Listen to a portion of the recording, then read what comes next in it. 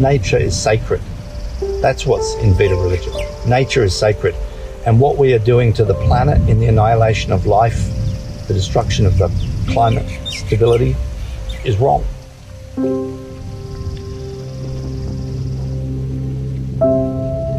If we take a deep look at ourselves and at society, what if the main reason that we now find ourselves in this escalating climate emergency is in reality that we and those systems that we've built and the laws that we've created lost their connection with nature, ignored that we are part of all life on planet Earth?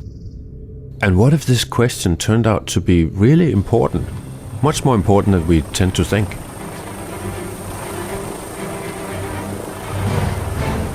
How bad is it? Current policies are taking the world to a 2.8 degree temperature rise by the end of the century. That spells catastrophe, yet the collective response remains pitiful. We are hurtling towards disaster, eyes wide open, with far too many... How'd you end up in here? Oh, well, I tried to start a revolution but didn't print enough pamphlets, so hardly anyone turned up, except for my mum and her boyfriend, who I hate. But I'm actually organising another revolution. I don't know if you'd be interested in something like that. Do you reckon you'd be interested? The climate revolution. What if our survival and the survival of all life on this blue planet Earth depends not on technological solutions and not on the gods of some 2,000-year-old testaments or old scriptures, but on a new ecological awakening, a renaissance where we humans begin to realize, rediscover and explore that we are deeply connected to nature.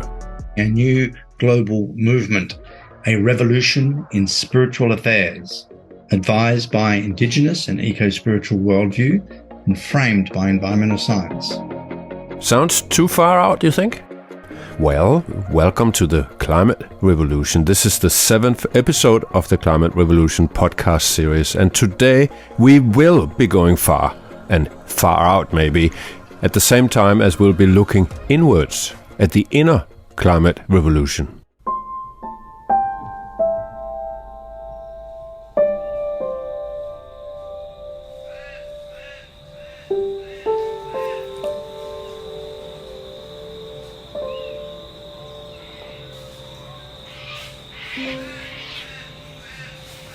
That sort of feeling you can get, I certainly have experienced it on a quiet night when you're out in nature and you're watching the full moon rise, and suddenly you have this sensation of history, planetary history, something that rising moon is trying to tell us very quietly, and actually so quiet that very few people listen.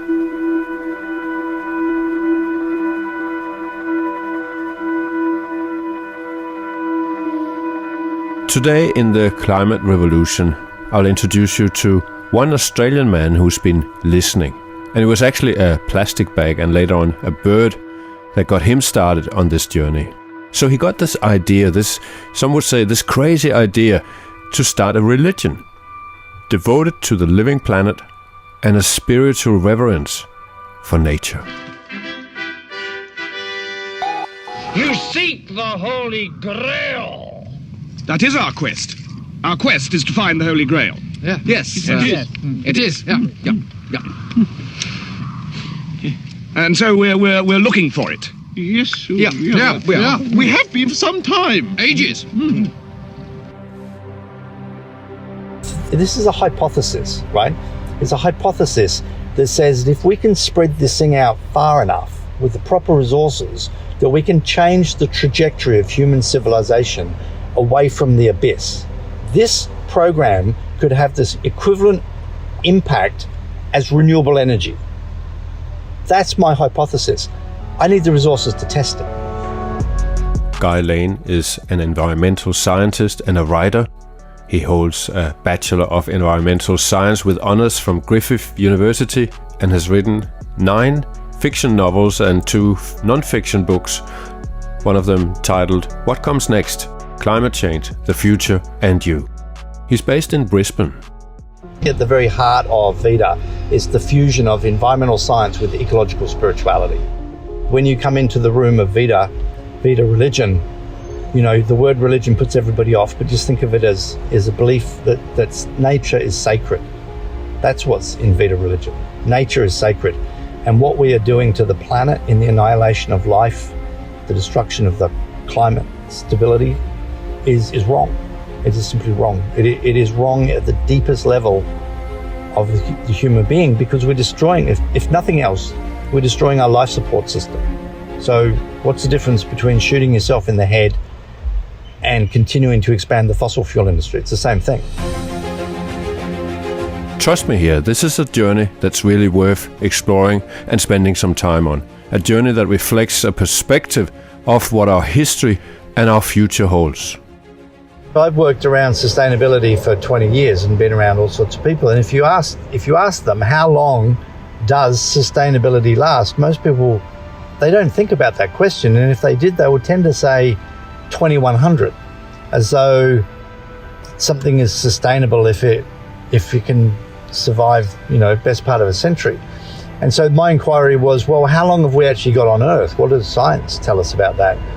And the science of cosmology and the study of main sequence stars tells us that our sun will eventually consume most of its fuel. And as it's consuming the fuel, it will swell, it'll become a red giant. And eventually, as it swells, it will bake Earth lifeless. And that's some 1 to 2 billion years away, maybe longer, but that sort of time frame.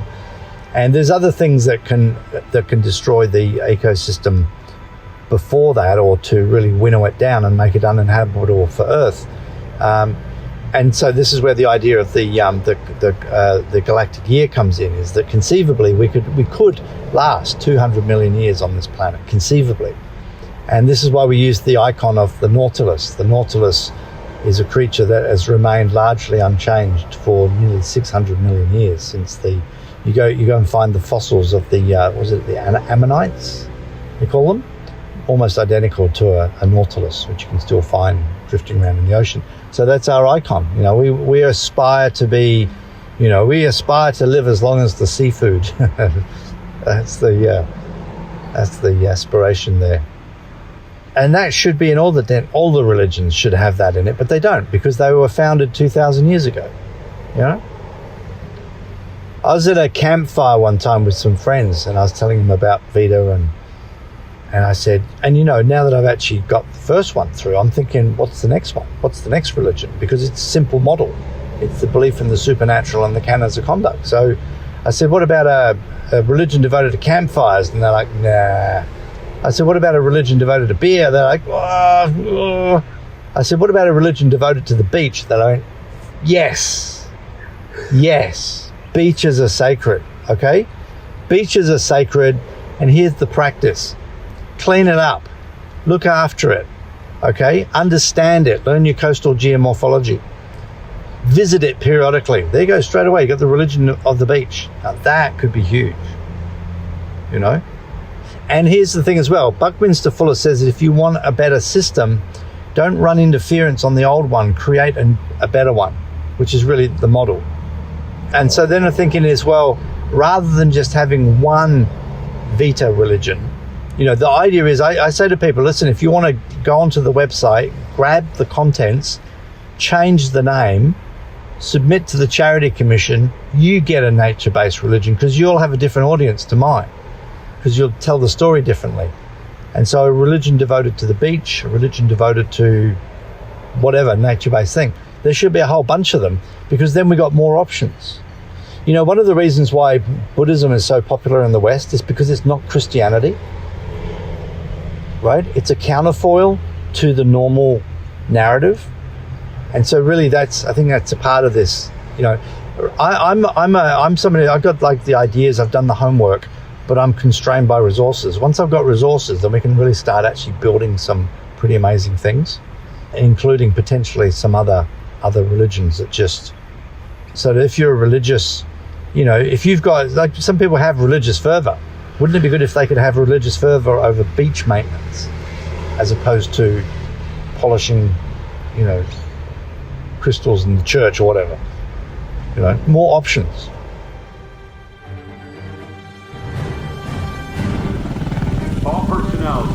evacuation order has been confirmed. Proceed to your And success close at hand. Nobody will believe it's possible until we show them. But when that day comes, you know what they'll say? They'll say that it was inevitable.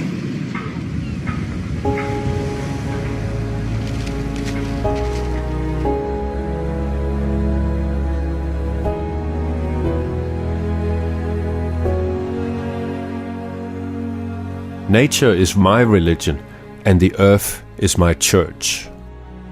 A book from 1989 called A Native American Approach to Education quotes a Native American woman called Winona LaDuke as saying, "Nature is my religion, and the earth is my church."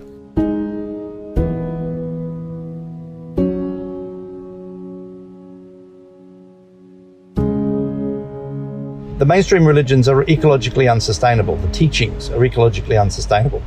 Not because they're specifically asking us to destroy the planet, but they're asking us to regard the planet as something that is not as worthy of reverence as their mythical creature in the sky, right?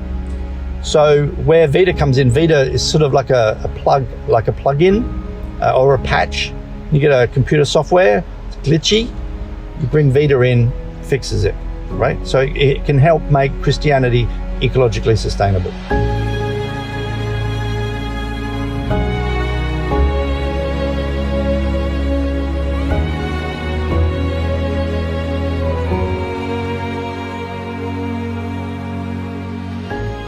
We've just formed the first IDG hub in Melbourne, the Inner Development Goals, because the top scientists in the climate change movement have realised that we can't get to climate justice because we don't have our inner awareness and self-awareness in place. So the inner development goals of being, thinking, relating, collaborating and acting, think about it, being, self-awareness, all of these things are going to be important now. And we're going to have to really step up in this space of what I call sacred activism, yeah? And fill the hope budget. Because the despair budget is just going to go through the freaking roof. And I think young people are the ones copying it at this stage in a massive way. Massive way. So we as elders in the room need to step up. So let's step up and make some good trouble. Thank you. Said Gilbert Roche-Kust, who's a city planner from Melbourne, who's got this vision that we need a revolution of the imagination, as he told us in the Sustainable Hour recently, and as he told the audience at a Melbourne town hall meeting where he was speaking a climate emergency meeting back in September. Sacred activism. Is that the new name for what we're talking about here? Certainly Guy Lane talks about the same thing. The Holy Grail is not to create a religion where people disappear into themselves and meditate out in nature and so on. No, the Grail is about the way that spirituality can help create very powerful agents for change. I have seen the Grail! No Grail here. I have seen it! I have seen it! But there is one small problem. The environment movement has many, many people who are already motivated, and I suspect they are motivated spiritually. They just don't call it that. If people are spiritually motivated to protect the planet, they will go the extra yard. So through spirituality is this pathway for profound, radical, rapid, personal behavioral change. That's what I'm trying to tease out. So we want to have programs that awaken people spiritually to nature and create the framework for them to go forward as powerful agents of change.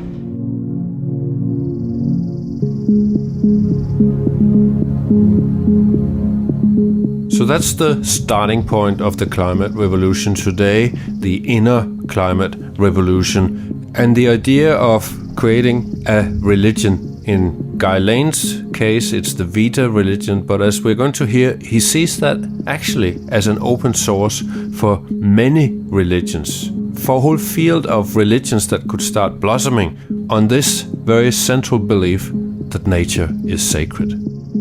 But first, let's hear how it all started for Guy Lane.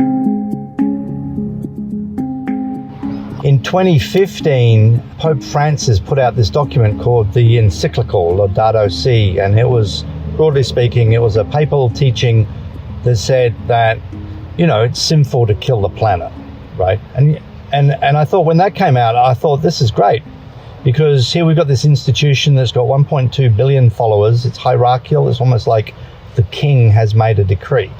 And I've been involved in environmental sustainability stuff since 1993, when I was working in the oil industry and I saw the plastic bags drifting past the ship off the coast of Taiwan. That was really the moment where something triggered in my mind that something was wrong. I didn't know rationally why it was wrong. I knew it emotionally that it was wrong. And it's taken me years to be able to answer why it is rationally wrong. And so I was really excited. Here's the Pope, he's going to save the planet. A year later, it's 2016, and the Pope goes to Poland. Big visit, international news. And I saw the footage of him stepping off a private jet.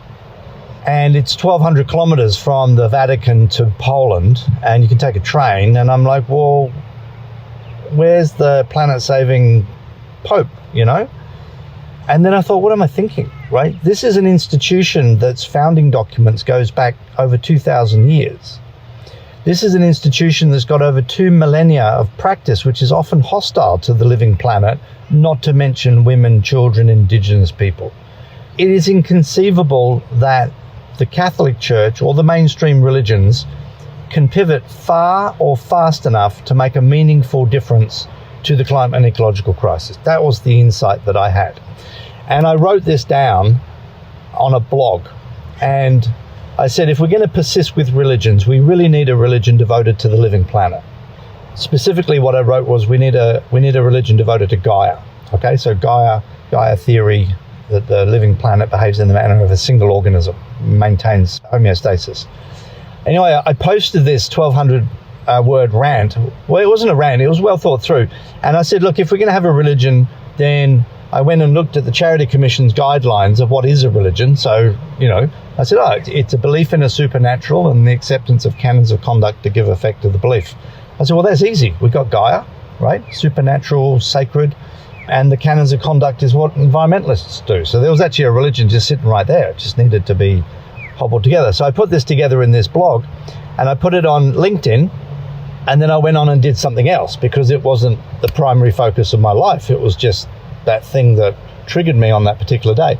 A couple of days later, I got contacted by a Malaysian guy who was running a big international conference funded by the British Royals. It was called Emerging Leaders Dialogue Asia. And he says, would you like to come to Kuala Lumpur and share the idea of your nature-based religion? I'm like, what? Just a blog. I said, yeah, okay. So I worked on it for 2 months, and I went to KL, did my presentation, and I've been working on it ever since. And when I incorporated the vehicle, so to actually get it registered as a religion, you've got to put the paperwork in through the Charity Commission. You've got to register a vehicle. It was a public company, limited by guarantee. We did that in March 2020. It took about 6 or 8 weeks to get the paperwork through. And I've sort of been working on it pretty much full time since then. But when I first started telling people that I'd created this new religion, what I realized was religious people already had a religion, and non-religious people weren't really looking for one in the first place. So in a way, I'd sort of created something that wasn't, you know, it's like an oyster ice cream. It's theoretically possible, but not many people out there are going to want to eat it. And so what I did was I started to delve further into the idea, go back to the original conception. And what I realized that it wasn't just religion, it was sort of philosophy. There was a philosophy that was missing. And it was the spiritual aspect as well. So the spiritual connection to nature. So I started to delve into all of those different spaces, the big space. And then what's happened recently, and so this is where LifeWise philosophy came from. And this is where all of the thinking around spirituality, including the question of where did spirituality come from in humans in the first place? I mean, everybody just assumes that spirituality is there, but my inquiry was, where did it arise in human evolution? And so this then frames part of the broader thinking in this space. And to answer that question, it seems that the Homo sapiens evolved around 300,000 years ago, but for most of that time, we were what they refer to as archaic humans, relatively primitive tools, hadn't really changed much in a very, very long time. But then around 70,000 years ago, there was this profusion of advanced tool making, evidenced in many cases by archery, arrowheads, because it's very complex to actually develop archery.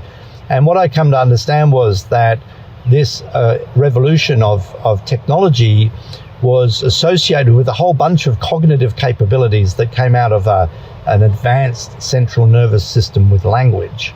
Is the origins of spirituality in humans. It might have been there in a proto form, but it existed in an advanced form from 70,000 years ago in Africa, and the real evidence of it is in Europe from 40,000 years ago. They call that the Upper Paleolithic Revolution. It started in Africa, spread out. There's a lot more anthropologists in Europe than Africa, so that's where they've got most of the evidence.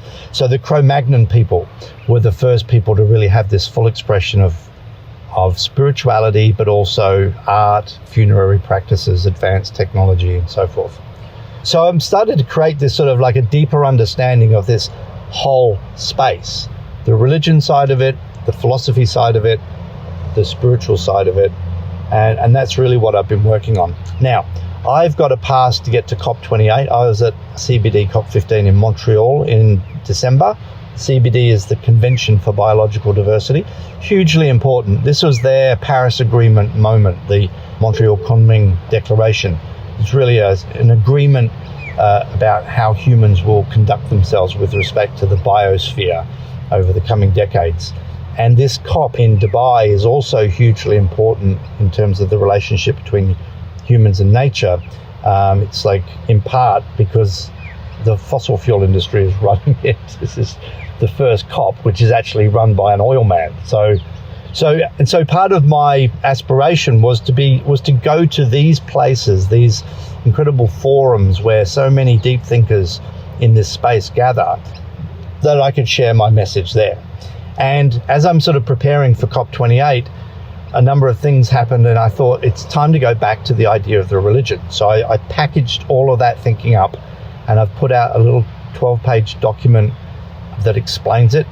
And there is a Faith and Earth program at the COP. You find these in a lot of big forums. They'll basically have, religious people come in and talk about how their religions interact with the ecosystem stuff. And so I've applied to basically have a speaking arrangement there. I don't know if I'll get one, but the idea is to actually launch Vita Religion in Dubai at the COP. And that's what I've been working on over the last few years. So religion means a lot more than a 12-page paper. It has songs, it has rituals, and it has a congregation, people who gather and do stuff. Yeah. Have you thought about that? Okay, so in the first instance, the definition of religion that I work on, to keep it really simple, is religion involves a belief in a supernatural being, thing, or principle, and the acceptance of canons of conduct which give effect to that belief. So from the perspective, from the work that I've been doing, that is the starting point, okay? So this is a religion because A, it demonstrates the belief in the supernatural and the canons of conduct.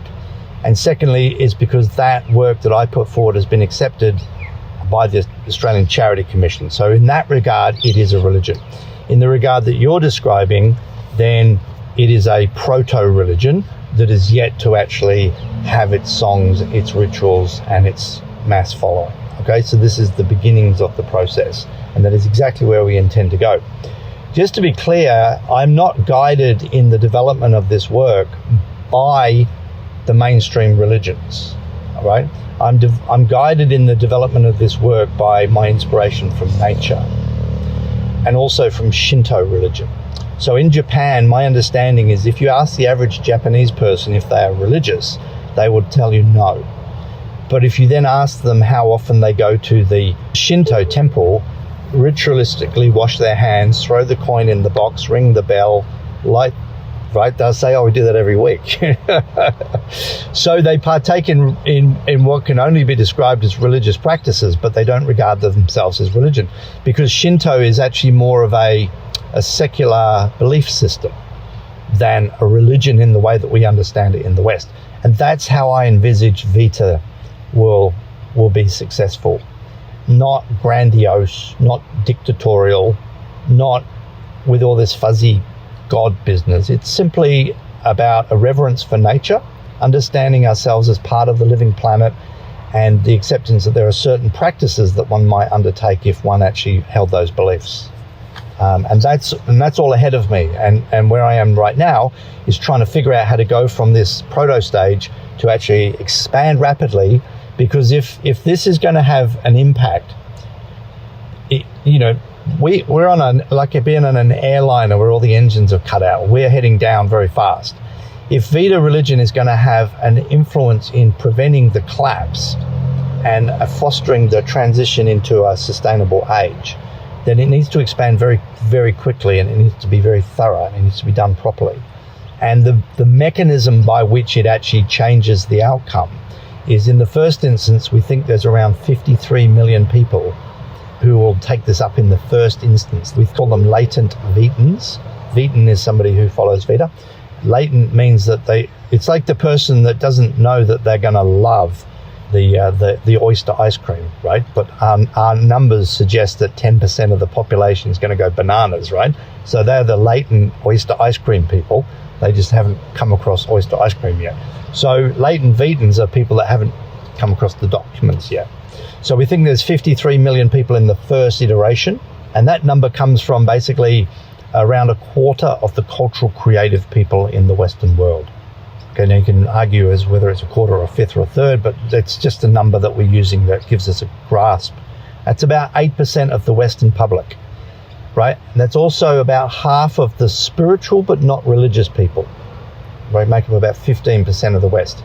Now you might go, well, why would people who are spiritual but not religious be interested in a religion? Because it's not a religion in the classic sense. It's more of a secular belief system. So all we're really doing is we're just taking the best of environmentalism, thinking about the possibilities for the future, the possibilities of humans actually living sustainably with nature. We call that the verdant age. Actually understanding what lies ahead of us, which is the sun eventually consumes its fuel, turns into a red dwarf, burns off the planet. We've got maybe 2 billion years of life left on the planet. What part of that life can humans conceivably enjoy? Maybe 230 million years, to give a number. That's a galactic year. That's about the time it takes for the our solar system to spin around the galaxy. If you go back in time 230 million years, you find yourself around the Permian extinction, the Great Dying. So there's this there are these natural waypoints that help us to create a cosmovision, a time frame that gives us a sense of where we are in relation to the past and the future. And these are all things that you'd expect to have in a religion and that you have in the narrative of Vita religion. Religions, though, also have priests, and typically a system where people are donating and there's a way to finance the church. Yeah. So that's what I've been working on over the last few years, and part of the reason why, when this was conceived in 2016, was incorporated in 2023, and people say, what have you been doing? Well, I've been working on all of those things, and one of the things is the creation of some icons. So this is one of the icons. This is called a Quen, Quenn. It basically is it's stainless steel. The symbolism of the Quen is that it's the symbol of the Anthropocene epoch, right? So the Anthropocene is the modern era in which the humans are the main drivers of change on the climate and environment. And it's the symbol of the Anthropocene because if you think of the lower rings representing the living planet and civilization, and the outer ring representing a continuum, the continuum is broken because humans are not presently in balance with nature. The Anthropocene is characterized by this imbalance.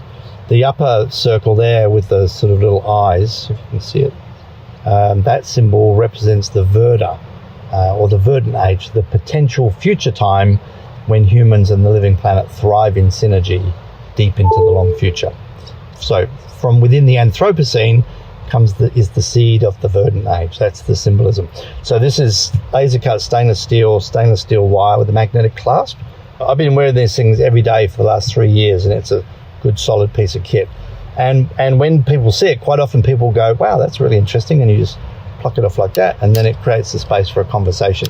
So that's one way that we can fund our operation, is the sale of icons. There's a whole bunch of other icons as well.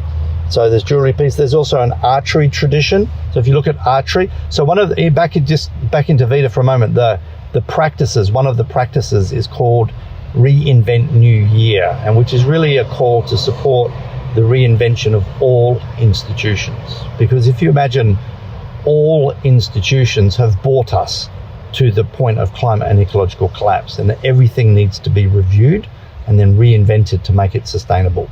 And so if you go into an archery shop, as in bows and arrows, you can stand there, you would think it's an extension of the fossil fuel industry. It's all made of plastic this and fiberglass that. So the idea of Vetan archery is very simple. It's just archery using all natural materials. If your Vetan archer should be able to put his archery kit, right, his bow, his arrow, the arrow string, the sleeve that the bow sits in, the arm guard, the whole thing should be able to go into a blender and make a smoothie out of it, and it'll be a tasty, nutritious meal. Can't do that with normal archery. So the idea is to create like the Vetan version of various things, in this case archery, and then that potentially generates a revenue stream. And you might say, well, you don't really want to be selling goods and services because they're unsustainable. Okay, but we're trying to make these things sustainable. You know, is there a material that we can make a bow out of, for example, which is beneficial to nature, in which case we want people to have them? Sort of like cork. Cork is a sustainable material because the cork industry keeps the cork forests alive. So that's part of the thinking, is to develop these enterprises based on Vetan principles that can then help to fund the spread of the religion. And then, of course, there's books and podcasts and all the rest of it. I have a plan. You've got a plan? Yes. First of all, you're copying me from when I said I had a plan. No, I'm not. People say that all the time. It's not that unique of a thing to say. Secondly, I don't even believe you have a plan. I have part of a plan. What percentage of a plan do you have? You don't get to ask questions after the nonsense you pulled on Nowhere. I just saved Quill.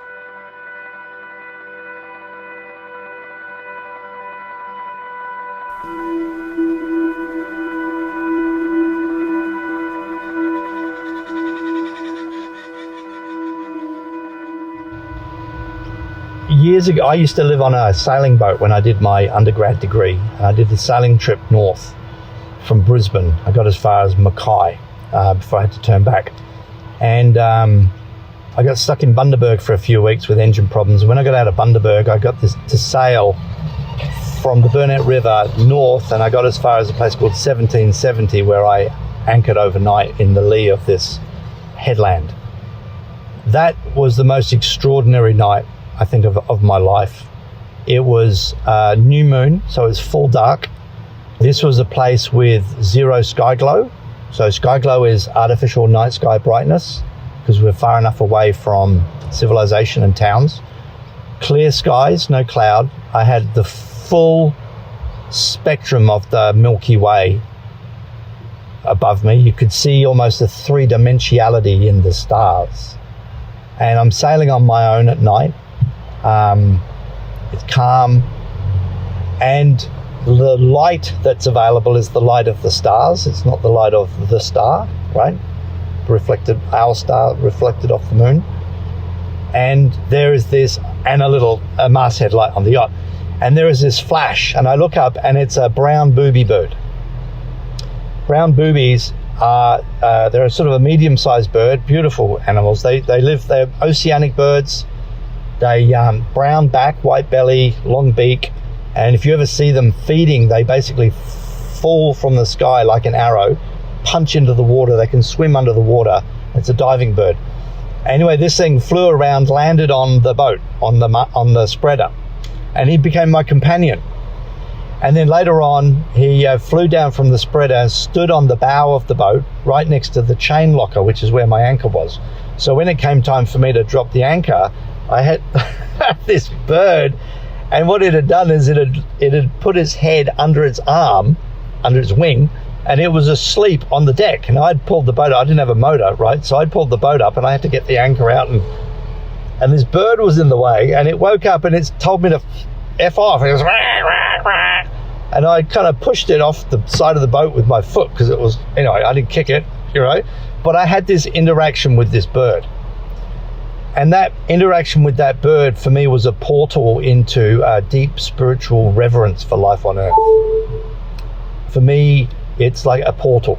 That's how I describe it. The brown booby, Sula leucogaster, that's the name of the bird, for me is the thing that makes me kind of weak. The thought that climate change is destroying the ocean and it's destroying the habitat or the food supply. Okay? In this part of the world, just north of here, an hour and a half, I'm in Noosa, a place called Tinkan Bay. There are dolphins come ashore onto the beach every morning, and 3 times now I go up there. You can hand feed the dolphins. It's powerful connection to our place on the living planet. And really, when you come into the room of Veda religion, you know, the word religion puts everybody off, but just think of it as a belief that nature is sacred. That's what's in Veda religion. Nature is sacred. And what we are doing to the planet in the annihilation of life, the destruction of the climate stability, is wrong. It is simply wrong. It is wrong at the deepest level of the human being, because we're destroying, if nothing else, we're destroying our life support system. So what's the difference between shooting yourself in the head and continuing to expand the fossil fuel industry? It's the same thing. And so what really seemed to be missing for me, again, coming back to the story about the Pope and all the rest of it, was an institution that could really explore that deep spiritual connection to nature, and from that motivate people to take the extraordinary actions that are necessary to turn the ship. See, Veda religion is based on an outcome, and the outcome is that we humans get to live sustainably for hundreds of millions of years, right? In order to do that, we've got to get through the Anthropocene crisis. We've got to euthanize the fossil fuel industry. We've got to pull the plastic out of the ocean. We've got to fix up the mess with the nuclear waste. We've got to transition the energy supply system, blah, blah, blah, right? Now, I could actually just written those down as practices. But the trouble with that is that's our current understanding of the situation today. Now, it might be tomorrow there is other things that are a greater priority. So I didn't really want to deal with the practices at that level. I wanted to deal with them on a sort of more abstract level that creates more flexibility for people to figure out where they fit. So there's 8 in total. Let me just mention a couple. The first one is live with earthity. Live with earthity is really an exhortation. Just be a decent human being. If you're a cell in the body of a greater being, the core principle is that all life on Earth forms a single organism. We call that Vitae Planeta, right? The living planet. So the living planet of the biosphere is a single organism of which we're a part. So when we pollute the environment, we're polluting the greater self. That's the concept of it. And when you see yourself as a part of a broader thing, you start to honor and revere the greater thing because you understand that your interests are tied together. So live with earthity is simply an exhortation just to be a decent human being. Don't be racist. Don't be misogynistic. You know, be a good environmentalist, right? Just be a decent human being. You know, Stoicism, the ancient Greek philosophy around eudaimonia, living a good life. The good life in that case was a life that's good for you, but a life that is you being a contributor to society. Okay? So Vedas basically tries to fill the gap that wasn't there. We're not trying to replace Stoicism. We want Vedans to be Stoics. We want Vedans to practice Buddhist practices, for example. Okay? Because that philosophy is already well thought through. We're trying to bring in the bit that's been missing, which is the ecological sustainability part. So another practice is Vita mission. So practice a Vita mission, and that's basically find your mission in the big journey. If you think of it as a war, we've got a war going on where we've got to get rid of the fossil fuel industry for one, right? What type of soldier are you in that battle? Now the seabird, the Sula leucogaster, follows instinct, right? We have culture overrides instinct. We can choose our place. So find your place. For me, one of my Veda missions is to create the Veda religion and to share it around the world. Okay, so find your mission. Now, you might execute that mission through your day job as an environmental professional in some form, or you might work a regular job and perform your Vita mission in the afternoon. Some people want to be street activists. Some people research solar cells. Find your mission. So there are two. And then Reinvent New Year, which is an exhortation to reinvent all institutions. So what's the sustainable version of archery? What's the sustainable version of politics, if you like? Okay, what's the sustainable version of New Year? So New Year, as it's practiced in the West, is basically a commemoration of the circumcision of Christ. That's what it is. It's where 1st of January came from. So when I learned that, I'm like, well, I don't want to have New Year on Foreskin Day anymore. What's a better day to celebrate the New Year? It's an arbitrary date after all. So I've established 16th of July as the New Year, which is the commemoration of the Trinity bomb test, which is the first nuclear bomb test, which is the de facto date of the beginning of the Anthropocene epoch. So there's some depth in there. We can come back to that if you like. And then one of the other practices is a burial practice or a funerary practice that says that when you die, you know, rather than having your ashes sitting in a jar, just go back to nature, like green burials or burials at sea or cremation, but let the minerals in your body be taken up by other organisms. You know, this idea of we're part of this flow of life, right? So that's a few of the practices. And when I first sort of really thought them through, then I realized that they were pretty good and they've sort of stood the test of time over the last 7 years. And I think within that space, it covers pretty much everything that needs to be covered. So you've defined or you've laid out a pathway, but in the process, let's say that suddenly there's thousands of people coming along with you on this journey. Is that then going to be like a democracy where if somebody thinks, that 16th of July idea with the new year, I don't like that, I have another idea. How is the process from here on? Is this, written in stone? Moses came down from the mountain with the 10 commandments and it was written in stone, or how is the future for that? So in approaching this project, I use a model called Blue Ocean Strategy. Blue Ocean Strategy came out of a Singapore business school in around 2000.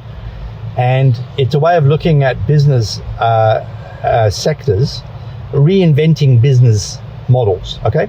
To give you an example, Cirque du Soleil, right? It's a Canadian circus, travels around the world and they got permanent. The model of a circus, the biggest headache of a traditional circus, two of them, is the animals, because of the, PETA activists and animal activists, and the cost, and tigers occasionally eat the elephant occasionally steps on somebody, right? And star performers, because star performers can be precocious, expensive, there ain't that many of them, and if he's got a headache, the show doesn't go on. So Cirque du Soleil dispensed with the animals and the star performers. So all of the performers in the Cirque du Soleil are humans, and they're not named. It's an ensemble. And that opened up Cirque du Soleil to become the most successful circus troupe on the planet. So this is core Blue Ocean Strategy. You look at a traditional model and you take something away, you add something in, you reduce something, you heighten something. And so if you apply that same model to religion, the first thing you do is get rid of God and all that fairy tale stuff, right? You get rid of the dogma, okay, and so forth. So you apply this model. And so specifically to your question, the exhortation to reinvent New Year is not to reinvent it to the 16th of July. It's to put your critical eye on the institution of New Year and come up with one that is fitting to the purpose. So the idea is you can choose your own New Year, right? The thinking through in a broader detail would be that when Vita religion spreads, it will spread through what I call pods, which is that somebody in a community will go, hey, I love this, I want to make this happen.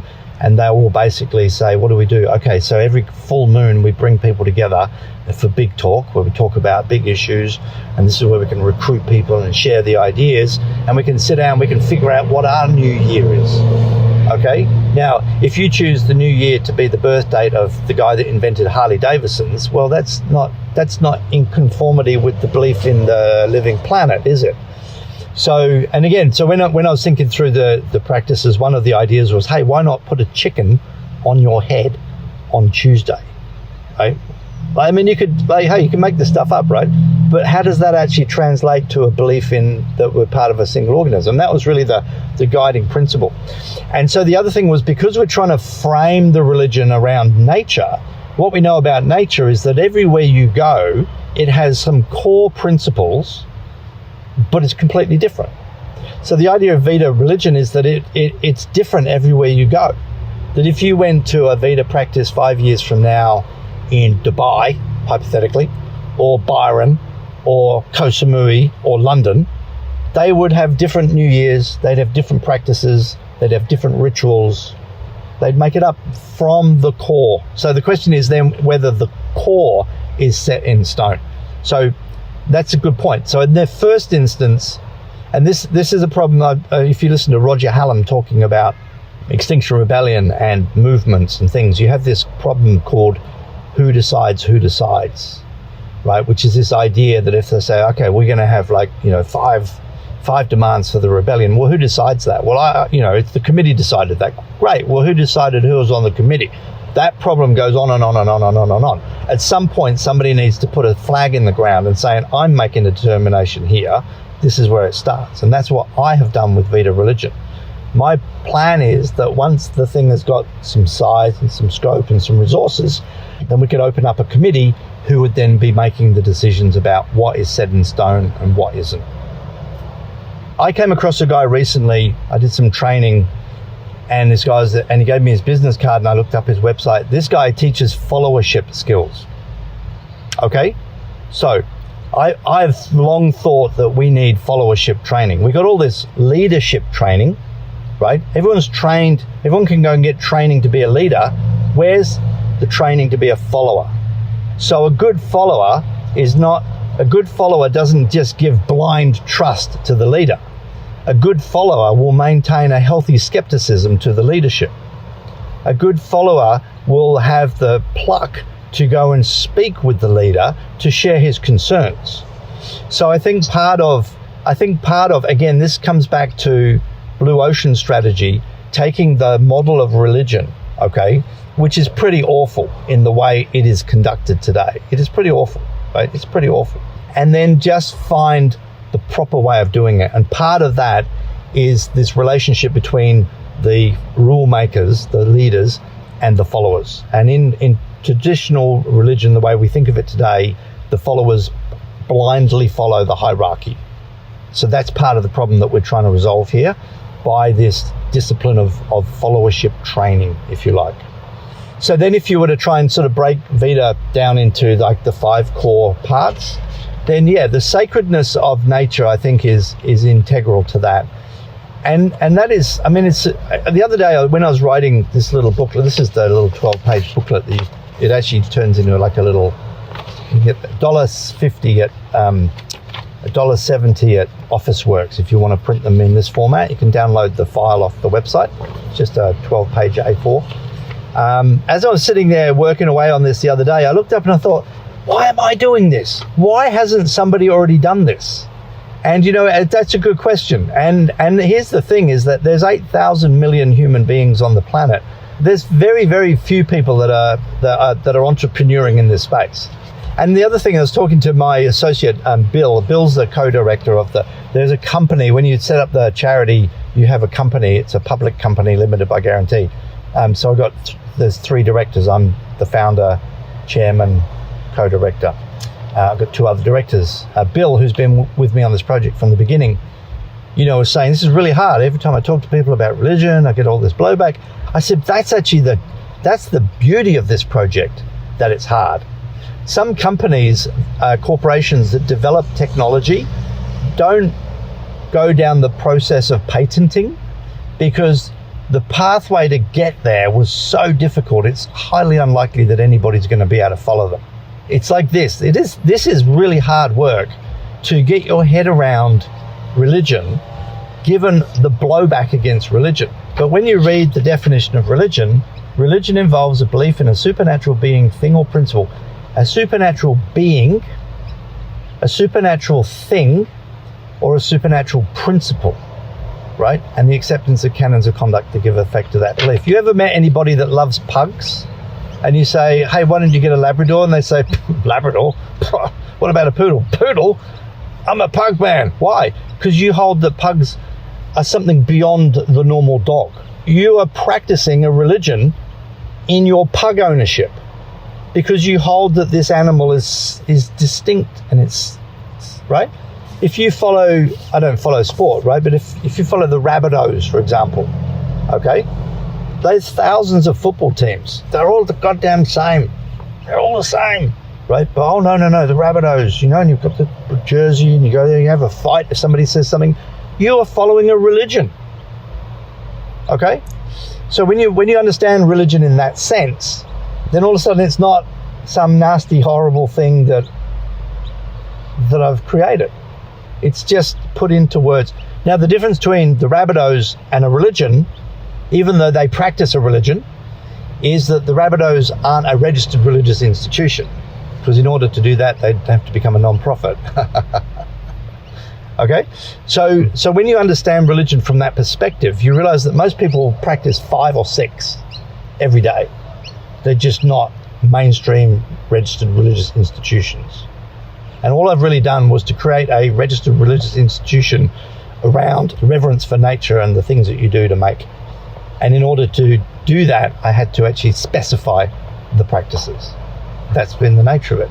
So, and again, back to the idea of Vita, is that, you know, if you look at the extremes of religion, like ISIS, for example, ISIS's position was that if you are not ISIS, we will simply kill you, right? So we're not like that. Like, you know, we're like, here's a reverence for nature, here's a way of expressing it.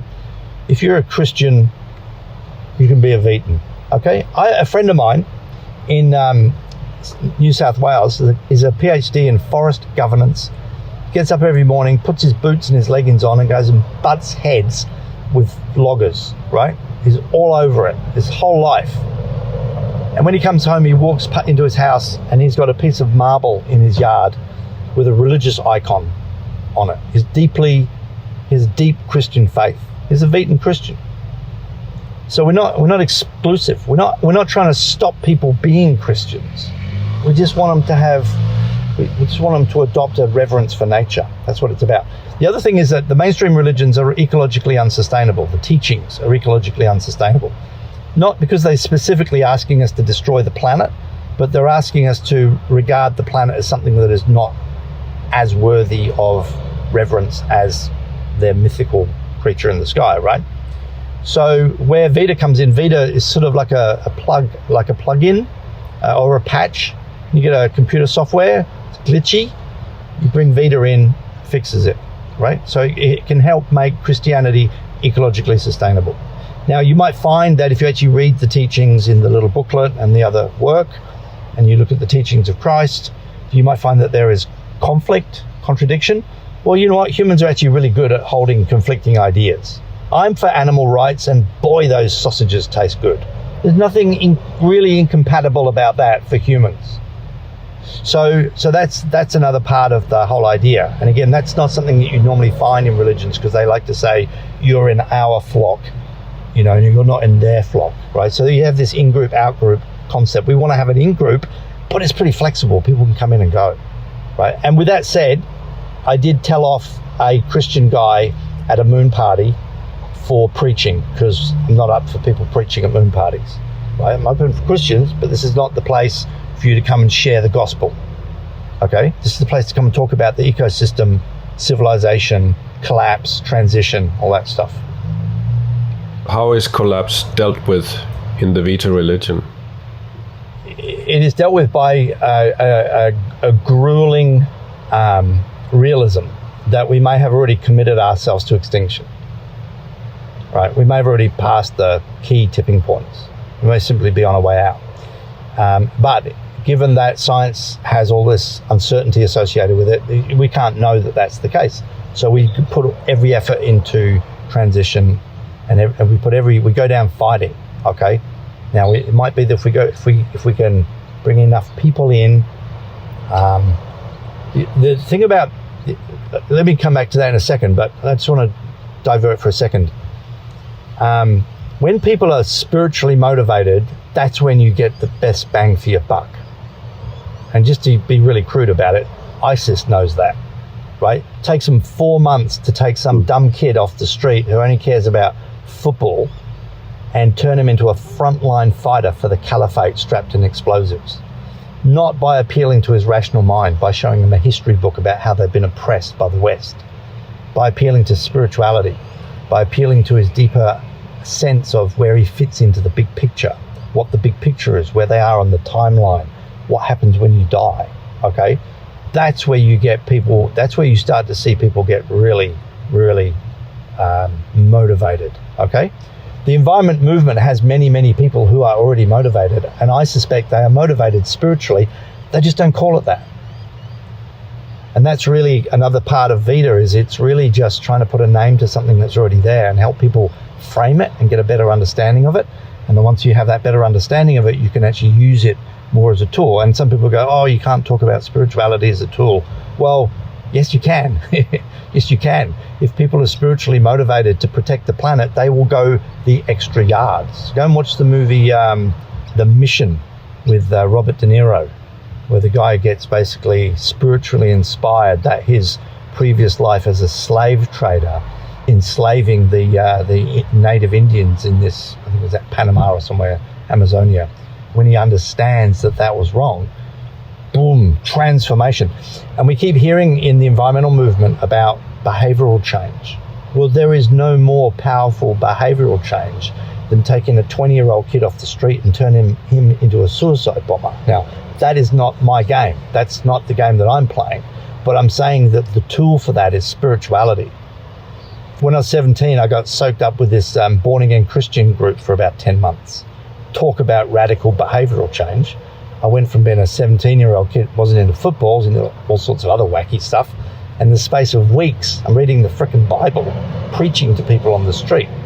Talk about radical behavioral change. What? Because they explained something to me that I didn't know? No, they appealed to a deeper sense of connection to something. They gave me a pathway. They gave me a cosmovision. And then I wanted to conform to the new cosmovision. So through spirituality is this pathway for a profound, radical, rapid, personal behavioral change. That's what I'm trying to tease out. All right, now that's going to take some more finesse. It's going to take some sub-organizations. It's going to take some programs. We call them awakening programs. The idea of we have the concept called ecophany, which is an ecological epiphany. That's what I had on the bow of the boat when I saw the plastics. It was an awakening to the wonder of nature and the frailty of it, or the frailty of our position within it. So we want to have programs that awaken people spiritually to nature and create the framework for them to go forward as powerful agents of change. And what would these programs look like then? Just briefly. Yeah. So lots of different ways. So the little booklet, we write these little booklets. Lifewise Philosophy is like a little booklet that tries to trigger that in itself, right? If you actually sit there with it, and in one of the sections in there is called Nature Speaks, and it says, nature's always calling out to us. Can you hear? Can you hear the sound of the birds? Can you when the butterfly flutters into your view, she's there, right? Are you awakened to it? Right, and some people just read the booklet and they're like, "Wow!" And that's one part of it. Another part of it is an idea called Vita Vantage, which is the idea of a 5-week program where it's like YouTube videos with like a little exercise book, and you go and read this and watch that and watch the YouTube, and it's set over 2 full moons.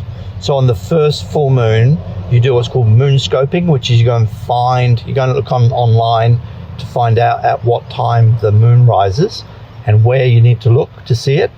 Okay, you go and watch that on your own. You have this thing called the moon illusion. When the full moon rises, it appears to be much bigger than it is. If you actually put calipers out, you'd see that it doesn't change in size as it moves through the sky. But when it comes above the horizon, there's something in the human psyche that makes you go, right? And that's why we have the moon parties, is that you gather people together to watch the full moon rise together. And then you have a shared peak experience, which is a way of creating bonds with people And when people are bonded, they're more likely to follow through and do extraordinary things. Okay. Another one would be like a 25-minute audio that you would play in the bath. See, in Western culture, the bath has actually got a really special, almost sacred space. You lock the door. When else do you lock the door, apart from maybe going to the toilet, right? She's in the bath, leave her alone, okay? And you have quietude, you're relaxed, you're not actually doing anything. You put the audio in and you have extraordinary audio experience with a narrative, okay? So that's another one that we got planned. Another one that we've actually got prototype versions of is guided meditation. So if you go onto the Vita website, meditation, there's 3 of them there. The first one I recorded back in 2016 is called Plankton Meditation. And so imagine a guided meditation, you know, most of them would have nice sort of soothing music in the background, and the voice would say, you know, concentrate on your breathing and think about this. Great, good on them, right? But that's not helping the ecosystem. It's not helping you develop a deeper awe and reverence and understanding of the life on Earth. So it's a guided meditation that helps you understand that the plankton make the clouds, and the clouds make the rain, and the rain grows the healthy food. So that's why we should protect the plankton. So the idea is to create a whole series of guided meditations that combine spiritual enlightenment to nature with environmental science, which is really at the very heart of Vita. It's the fusion of environmental science with ecological spirituality. That's it. That's really it. And just to demonstrate that point, when I was doing my master's, I did an independent study unit and went into the academic literature around spirituality. And I came across a paper by a guy called Orams, who was involved in setting up the dolphin feeding program, not the one I mentioned before in Tincan Bay. There's another one in Queensland called a place called Tangalooma on Moreton Island. Just magical part of the world, just absolutely beautiful sand island, Moreton Bay. Bottlenose dolphins come into this resort in the evening and you can feed them. It's highly, highly regulated. Orams did a study, he wrote a paper on this, where there were 2 cohorts. There were people that came in and fed the dolphins, spiritual experience, okay? Eco-spiritual enlightenment experience, not just the fact that you've got this wild animal, you're feeding it, the power of feeding something, you know? This wild animal comes up to you and you feed it in this extraordinarily beautiful environment, right? At dusk as well, so you've got twilight. He did the same feeding, but with a 30-minute environmental education program. And what he found in follow-up surveys was the people that had the spiritual experience with the dolphins and the environmental education had significantly changed certain environmental behaviors, particularly around waste management, recycling, and so forth. So for me, that's evidence that the synthesis of ecological enlightenment, spiritual enlightenment to nature, and the environmental sciences, environmental education, can foster radical pro-environmental behavioural change. And what I want is the resources to explore that and then roll it out across the whole planet. Because I am absolutely convinced that when people can get away from all of the buzz and noise of commercialism and advertising and modern culture, that as soon as they have that ecophany, that ecological awakening to our frailty, the system is robust. Life on the planet's been around 3.8 billion years. It ain't going anywhere. It changes form, right? Some forms are suitable to humans being here, and we're radically changing it into a form that's not suitable to humans. As soon as people awaken to that, they'll find within themselves the wherewithal and the capacity to start becoming superheroes. And there's plenty of institutions for them to join. They can join Greenpeace, they can join Extinction Rebellion. All I want to do is I want to fire them up and send them off, right? I don't need to set up programs. I don't need to try and reinvent Extinction Rebellion. It's already there. We just want to recruit. I need your help.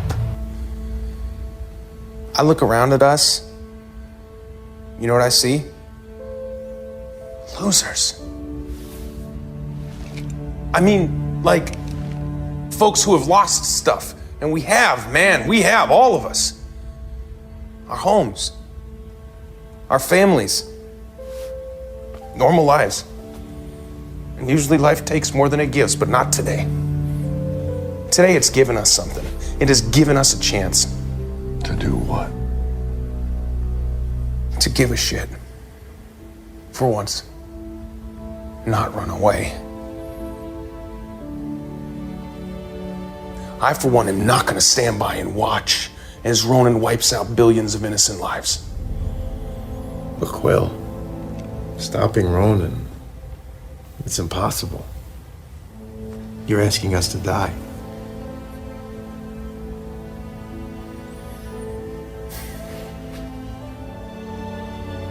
Yeah, I guess I am.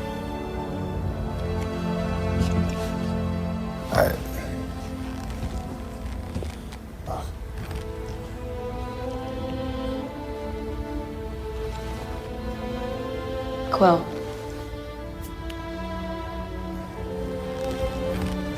I have lived most of my life surrounded by my enemies. I will be grateful to die among my friends. You are an honorable man, Quill. I will fight beside you. And in the end, see my wife and daughter again.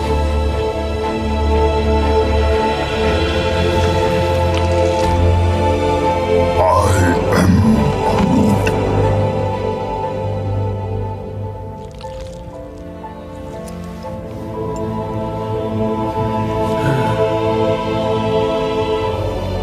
Oh, what the hell? I don't got that long a lifespan anyway.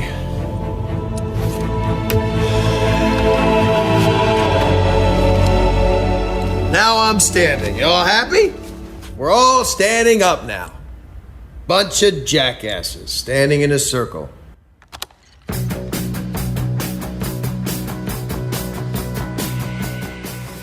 There is a word that contains a lot of what we've been talking about in the Climate Revolution Hour today.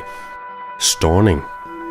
Storning, that's the laughter of friends sitting around the campfire, or it's the sight of a breathtaking sunset over a serene mountain landscape.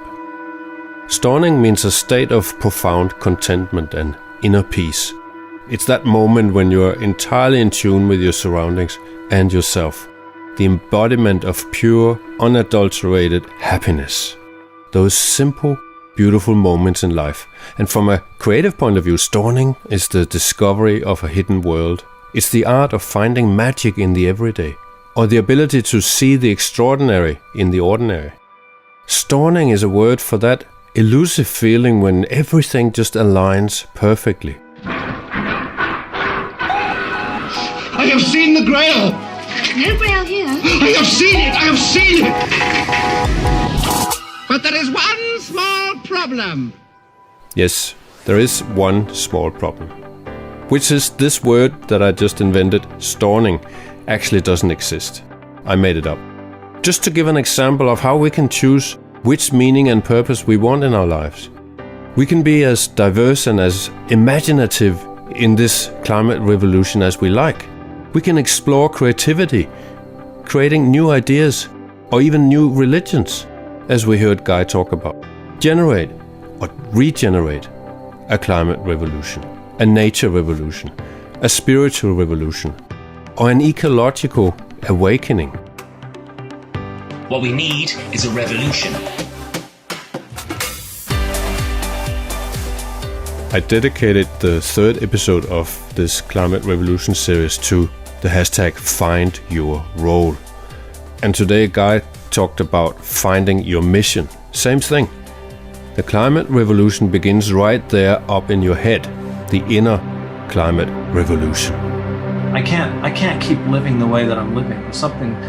What is my role or what my place? My name is Mick Eid, and I plan to spend the next months on another revolution, one which we call the business revolution. So stay tuned. You can catch up by following the Sustainable Hours podcast stream, where we will be talking about everything that we're producing, and you can catch us in all the different podcast players on your phone, Apple, Spotify, and so on. And if you want to contact me, you can send me an email on mickeid@climatesafety.info. Also, we'll make a transcription and put everything out as podcast notes on the website climatesafety.info. David Attenborough and Kookaburra will have the last word in today's eco-spiritual episode. There just could be a change in moral attitude from people worldwide, politicians worldwide, to see that self-interest is for the past, common interest is for the future.